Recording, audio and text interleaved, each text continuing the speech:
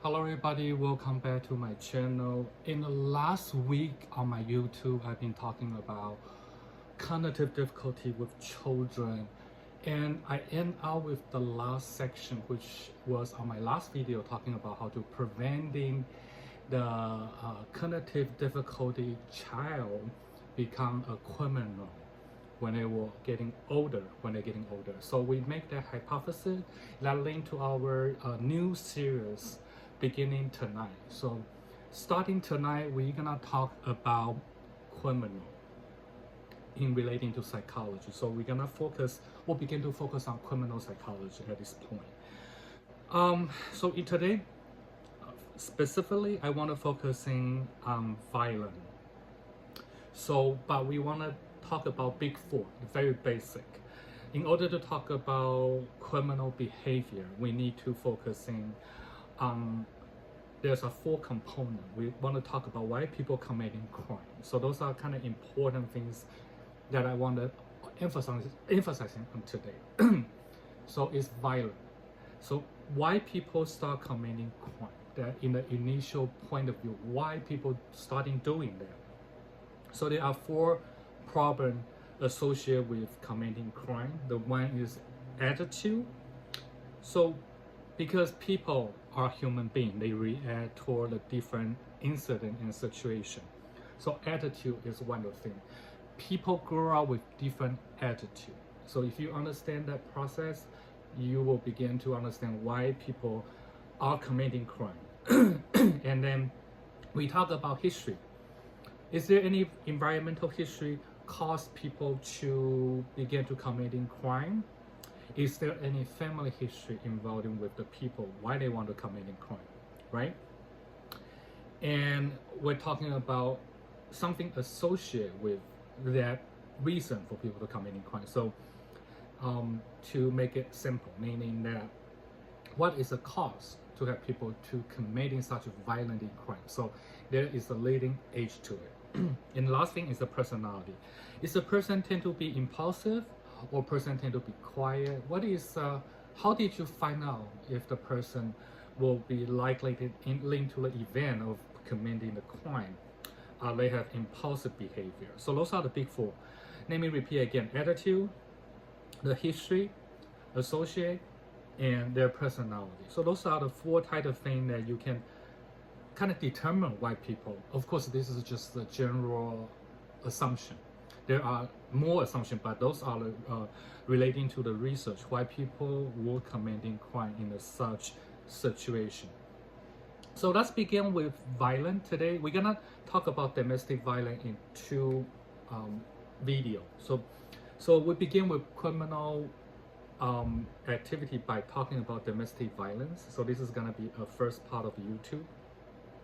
If we put people in the laboratory situation, what does that mean? So when I begin to talk about laboratory situation, I'm talking about because people can change their attitude in any kind of situation. So let's say if you put people in the extremely situation, such as there's, I guess you guys are familiar with.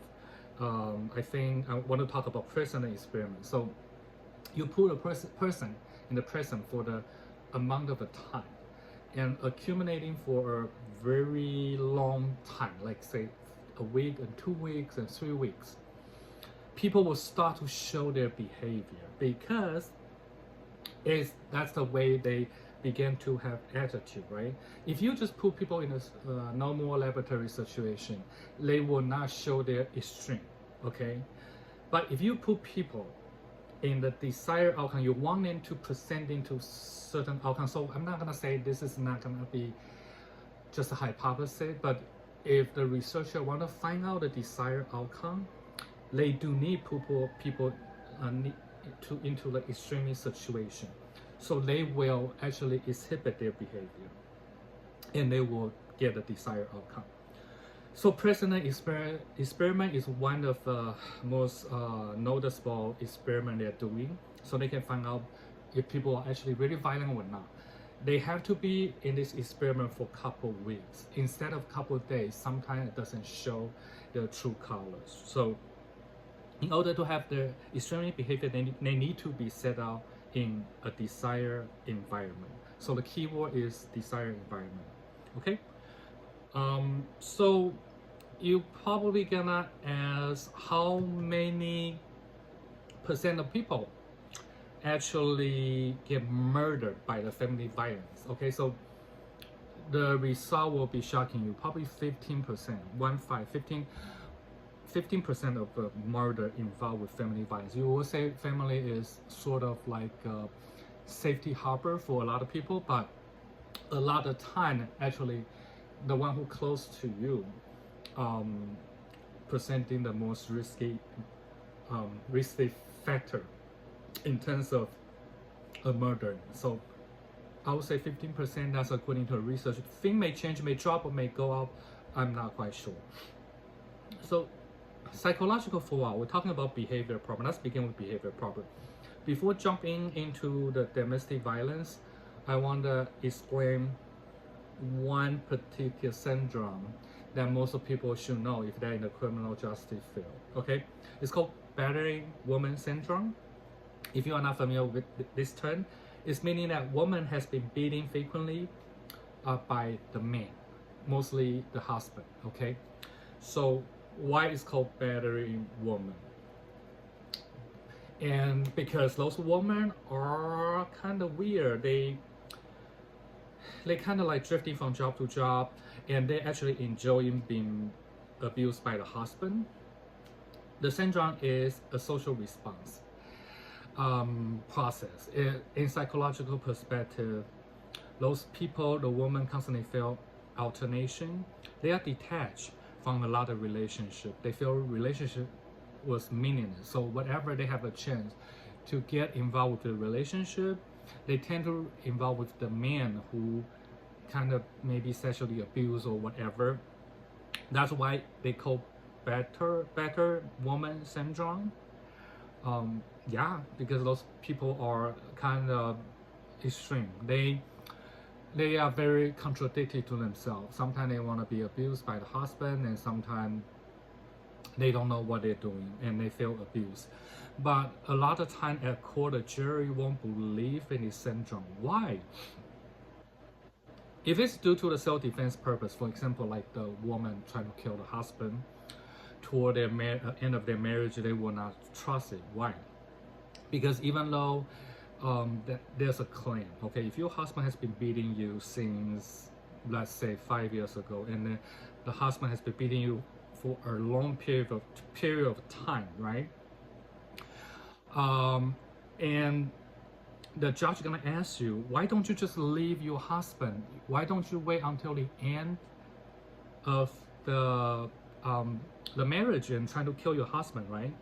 So sometimes because the person or woman suffer from this syndrome, so the judge will ask you, the better option is to leave or divorce with them forever from the very beginning, right? So why would you be an independent woman at the beginning, being a strong woman? Why would you suffer from battered woman syndrome? Why would you stay with the men?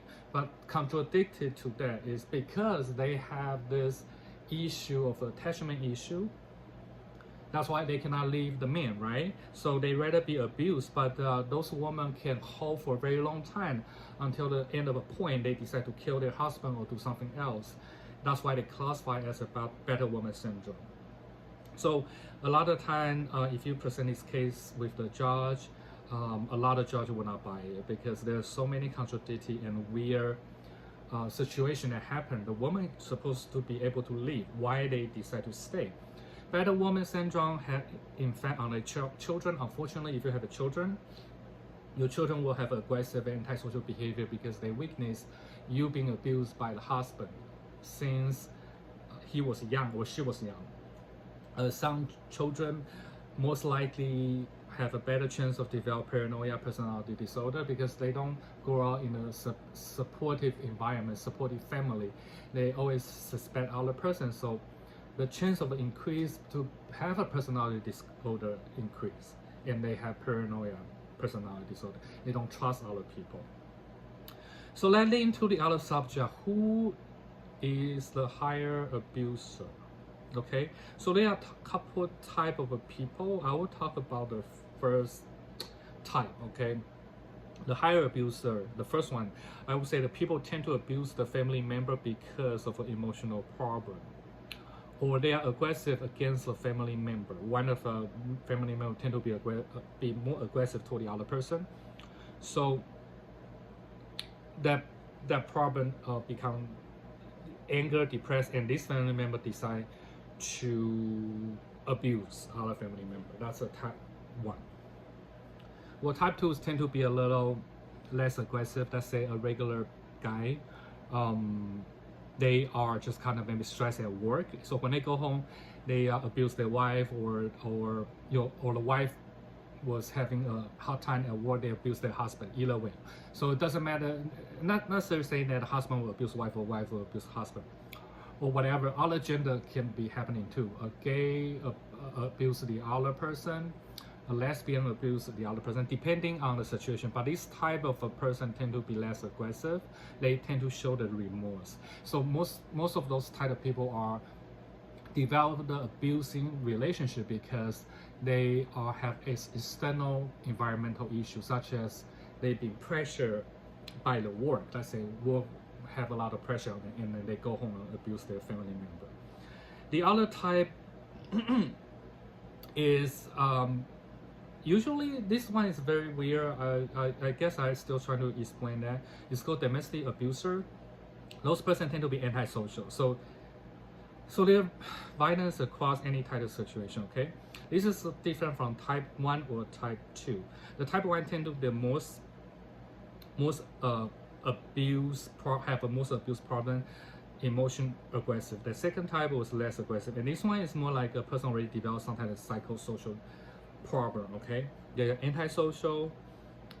They most likely abuse alcohol. So type 3, I will tie them into substance abuse. They are abusing alcohol. They have abusing alcohol. They have abusing problem toward other person.